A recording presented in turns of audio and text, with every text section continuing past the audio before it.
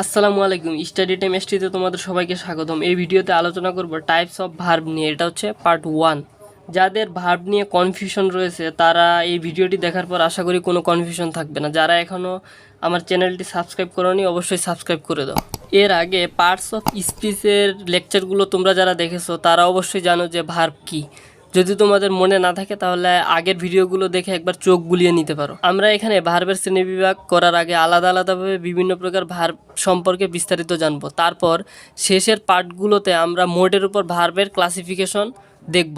এতে আমাদের সমুদয় বিষয়বস্তুটা আয়ত্ত করতে অনেক সুবিধা হবে। তাহলে এখন আমরা পড়ব ডিফারেন্স টাইপস অফ ভার্ব, অর্থাৎ বিভিন্ন প্রকার ভার্ব।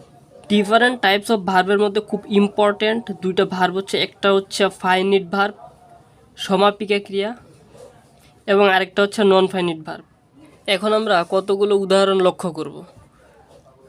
আই ইট রাইস, আমি ভাত খাই। হি রিডস বুক, সে বই পড়ে। এই বাক্য দুটোতে ভার্ব হচ্ছে ইট এবং রিডস। এদের যা বক্তব্য এরা তা সম্পূর্ণরূপে প্রকাশ করতে পেরেছে। অবশ্যই কী করে তা জানলাম, এটা জানা কিন্তু খুব কঠিন কাজ নয়।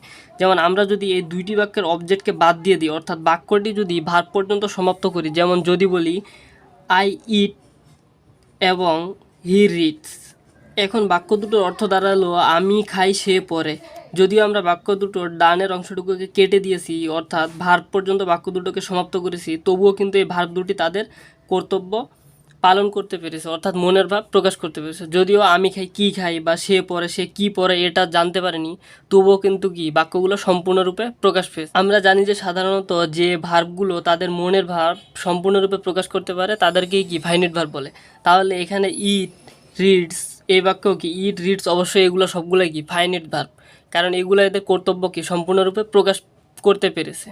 বাংলায় যাকে বলা হয় সমাপিকা ক্রিয়া। এরপর এই বাক্যগুলোকে আমি যদি এভাবে বলি আই টু ইট, অর্থাৎ আমি খেতে, এবং যদি বলি হি টু রিডস, সে যেতে। আমি খেতে সে যেতে, এগুলোর কিন্তু কোনো অর্থ হয় না। এই বাক্যগুলোতেও কিন্তু ইট এবং রিডস আমি ব্যবহার করেছি পূর্বের বাক্যগুলোর মতো, যেমন এই যে ইটস এবং রিডসের মতো এখানেও ব্যবহার করেছি, কিন্তু এগুলোর কিন্তু কোনো পূর্ণ অর্থ প্রকাশ পায় না। বা আমি খেতে সে যেতে এগুলোর কিন্তু কোনো অর্থ হয় না। আর আমরা জানি যে যেসব ভার্ব তাদের অর্থ সম্পূর্ণরূপে প্রকাশ করতে পারে না এবং অন্য কোনো ভার্বের ওপর নির্ভরশীল তারা হচ্ছে কি নন ফাইনিট ভার্ব, যাকে বাংলায় বলা হয় অসমাপিকা ক্রিয়া। তাহলে এখানে কি টু ইট এবং টু রিডস হচ্ছে অসমাপিকা ক্রিয়া। এখন এই বাক্যগুলোকে আমি যদি এভাবে লিখি আই ওয়ান্ট টু ইট এবং হি ওয়ান্টস টু রিড, এখন বাক্য দুটোর অর্থ দাঁড়ালো আমি খেতে চাই সে পড়তে চায়।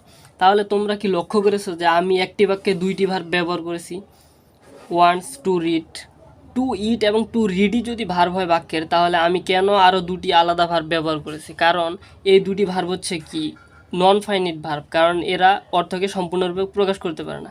তাই আমি অর্থকে সম্পূর্ণরূপে প্রকাশ করার জন্য কি আরেকটি ফাইনিট ভার্বে ব্যবহার করেছি। তাহলে আমরা বুঝলাম যে ফাইনিট ভার্বকে সম্পূর্ণরূপে তার অর্থ প্রকাশ করার জন্য কিন্তু কোনো ভার্বের প্রয়োজন পড়ে না বা কোনো শব্দের উপর নির্ভরশীল হতে হয় না। কিন্তু নন ফাইনিট যে ভার্বগুলো আছে যেমন টু ইট টু রিড কি এগুলা কি অন্য কোনো ভার্বের উপর নির্ভরশীল এবং এরা নিজেরা কিন্তু বাক্যের অর্থ সম্পূর্ণরূপে প্রকাশ করতে পারে না, তাই এগুলো হচ্ছে কি নন ফাইনিট ভার্ব। এখন আমরা কিছু এক্সাম্পল এক্সারসাইজ করব। যেমন নাম্বার 1 হচ্ছে আই ওয়ান্ট টু ম্যাঙ্গো। এই বাক্যে ওয়ান্ট বাক্যের অর্থকে কি সম্পূর্ণরূপে প্রকাশ করেছে, অর্থাৎ আমি আম খেতে চাই। তাহলে ওয়ান্ট হচ্ছে কি একটা ফাইনিট ভার্ব। এরপর আই ওয়ান্ট টু গো দেয়ার, তাহলে এখানে টু গো হচ্ছে কি নন ফাইনিট ভার্ব এবং ওয়ান্ট হচ্ছে ফাইনিট ভার্ব। নাম্বার 3 হচ্ছে আই স হিম প্লেইং। এখানে প্লেইং হচ্ছে কি নন ফাইনিট ভার্ব, কারণ এটা কিন্তু বাক্যের অর্থকে সম্পূর্ণরূপে প্রকাশ করতে পারে না, এটা এই স ফাইনিট ভার্বের উপর কি নির্ভরশীল। 4 হচ্ছে I do not want to see it. এখানে ওয়ান্ট হচ্ছে ফাইনিট ভার্ব, টু সি কি নন ফাইনিট ভার্ব। নাম্বার 5 হচ্ছে আই কিল্ড এ স্ন্যাক। আমি একটি সাপকে হত্যা করেছিলাম। তাহলে কিল্ড এখানে কি এটা অবশ্যই ফাইনিট ভার্ব, কারণ এটা বাক্যের অর্থকে সম্পূর্ণরূপে প্রকাশ করেছে, এখানে কোনো নন ফাইনিট ভার্ব নেই। আশা করি এই ফাইনিট ভার্ব এবং নন ফাইনিট ভার্ব সম্পর্কে তোমরা খুব ভালোভাবে বুঝতে পেরেছো। ভিডিওটি ভালো লাগলে অবশ্যই লাইক কমেন্ট শেয়ার করো এবং চ্যানেলটি সাবস্ক্রাইব করো। ধন্যবাদ সবাইকে।